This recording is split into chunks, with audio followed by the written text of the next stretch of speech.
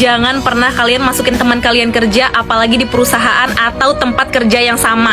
Jadi dulu tuh aku pernah kerja di salah satu perusahaan dengan posisi dan gaji yang lumayan. Nah akhirnya ada salah satu teman aku lumayan deket sama dia, dan dia tuh nanya apakah ada loker di tempat aku kerja. Karena teman deket, akhirnya aku bantuinlah teman aku itu buat masuk di tempat kerja aku. Lolos dan tanpa interview karena rekomendasi dari orang dalam kan. Nah akhirnya setelah beberapa bulan kerja, aku dapat desas-desus yang gak enak. Si teman yang udah aku tolongin ini malah bikin rumor yang gak enak tentang aku. Intinya dia itu ngejelek-jelekin aku supaya dia bisa dapat posisi yang aku tempati pada saat itu. Tapi untungnya teman-teman aku dan atasan aku tuh gak ada yang percaya sama omongan dia. Tapi karena aku udah muak sama kelakuan teman aku ini yang gak tahu diri, akhirnya aku memutuskan buat resign dari tempat itu.